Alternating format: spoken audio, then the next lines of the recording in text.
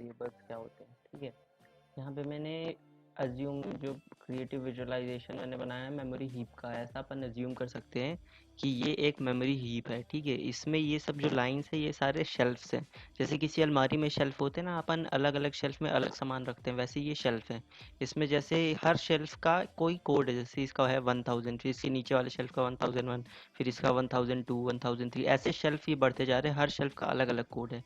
ठीक है, अब इसमें अगर मुझे डेटा स्टोर करवाना है अपना, तो अगर जैसे मेरे को डेटा स्टोर करवाना है 22 मुझे डालना है लोकेशन नंबर 1002 में, तो अगर कोई बहुत ही ज़्यादा लो लेवल की प्रोग्रामिंग लैंग्वेज है तो मैं उसमें सीधे डायरेक्टली यही बोलूँगा कंपाइलर को कि मूव 22 टू द लोकेशन 1002।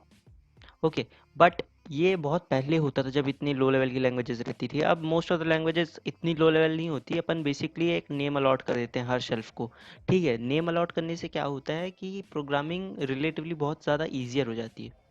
देखते हैं अपन ये स्ट्रक्चरली काम कैसे करता है। ठीक है, सबसे पहले देखो रैम क्या होती है। Random access memory is a continuous block of storage used by the computer to store information. This information includes computer instructions as well as data. ये हमें पता है ना रैम का काम क्या क्या होता है। वो कंप्यूटर के लिए इंस्ट्रक्शंस तो स्टोर करता ही है, बट कुछ ऐसा डेटा होता है, ऐसे डेटा जो बहुत ही ज़्यादा फास्ट उसको एक्सेस करना हो रियल टाइम में, वो उसको रोम पे नहीं स्टोर करता, वो उसको खुद ही अपने रैम में ही स्टोर करता है। ठीक है, कुछ डेटा को, certain portion of the data. ठीक है, RAM can be thought of as having memory cells where each cell has an associated location। जैसे अपन इसको अज्यूम कर सकते हैं कि ये सारे रैम के शेल्फ हैं, हर शेल्फ में क्या है एक एसोसिएटेड लोकेशन, जैसे कि 1000, 1001, 1002, ये सारी एसोसिएटेड लोकेशन है, हर शेल्फ की एक अलग एसोसिएटेड स्पेसिफिक लोकेशन है। ठीक है, फिर however most of the programming languages allow to associate a name with a location। these names make the programs a lot easier। जैसे कि इस लोकेशन का मैंने नाम दे दिया एज। अब कोई वेरिएबल है एज, उसमें मुझे कितना स्टोर करवाना है 22। तो ये रिलेटिवली बहुत ईजी हो गया है ना, अपन को इतना कन्फ्यूजन नहीं होगा कि कौन सी लोकेशन एज है, कहाँ पे अपन को कितना स्टोर करवाना है। ठीक है, अब अपन देखते हैं वेरिएबल्स अपन कंपाइलर में कैसे लिखते हैं। जैसे कि मैंने बेसिक कोड लिखा, इसमें फर्स्ट है इस काइंड की, मैंने एज लिखी सीधे, एज इज इक्वल टू 21। इसमें कंपाइलर एरर आ जाएगा। क्यों आएगा compiler? Because we didn't feed the type of the variable. अब ये क्या होता है, देखो जो वेरिएबल होता है, वेरिएबल में दो चीज़ें होती है, टाइप और वैल्यू। सबसे पहले देखते हैं, variable is an abstraction for a memory location.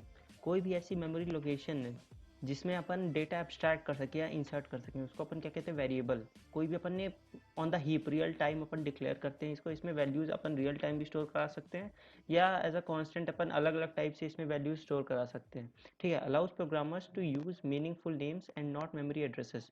अब जैसे मैंने बताया ना मेमोरी एड्रेसेस, इसकी वजह अपन क्या यूज़ कर सकते हैं, मीनिंगफुल नेम्स। मीनिंगफुल नेम्स अपन को याद रहेंगे, है ना, लेकिन मेमोरी एड्रेसेस तो ज़रूरी नहीं याद रहे, अनलेस फोटोग्राफिक मेमोरी हो किसी की। देखो वेरिएबल्स में होता क्या, variables have types and value. Type मतलब क्या, कौन सी कैटेगरी है, जैसे कि इंटीजर है या फिर स्ट्रिंग है या डबल है। ठीक है, अब जैसे एज है, एज हमेशा क्या होगी, इंटीजर वैल्यू होगी, है ना, जैसे 21 ईयर्स, 22 ईयर्स, ये कैटेगरी अपन को डिक्लेयर करनी पड़ती है। और फिर कंटेंट क्या आएगा, वैल्यू मतलब क्या होगी, जैसे कि एज क्या है 10 है, या पाई की वैल्यू जैसे क्या है 3.14, ये डबल वैल्यू होगी। ठीक है, और a variable must be declared before it is used. यानी कि कोई भी अपन वेरिएबल यूज़ कर रहे हैं, सबसे पहले इसको क्या करना पड़ेगा, डिक्लेयर करना पड़ेगा। बिना डिक्लेरेशन के अपन वेरिएबल अगर यूज़ करेंगे तो काम नहीं आएगा, एरर आ जाएगा उसमें। ठीक है, वेरिएबल्स वैल्यू में चेंज, ये तो सबको पता ही है, वेरिएबल वो होता है जिसकी वैल्यू वेरिएट होती है ना, तो वैल्यू चेंज हो सकती है, उसकी कांस्टेंट नहीं रहती। तो अपन किस किस तरह से लिख सकते हैं, फर्स्ट ये तरीका, अगर अपन डायरेक्टली लिख दें एज इज इक्वल टू 21 तो कंपाइलर आ जाएगा, जैसे कि अपन ने टाइप नहीं लिखा है ना। लेकिन दूसरा क्या तरीका है, ओके इसको मैं कमेंट कर दूँ। फिर दूसरा तरीका, दूसरे तरीके में अपन ने क्या किया, सबसे पहले अपन ने डिक्लेयर किया इसका टाइप। टाइप क्या है, इंटीजर। इंटीजर में वेरिएबल क्या है, एज। एज है नाम वेरिएबल का। ठीक है, उस वेरिएबल में अपन कौन सी वैल्यू दे रहे हैं, 21। अब इसमें अपन चाहें तो नेक्स्ट अपन इसकी एज चेंज भी कर सकते हैं, एक साल बड़ा हो गया तो अपन ने 22 कर दी। ठीक है, तो ये सही तरीका है, अपन को कैटेगरी सबसे पहले बतानी पड़ती है, फिर कंटेंट क्या आएगा। ठीक है, बहुत ईजी रहता है ये। ओके।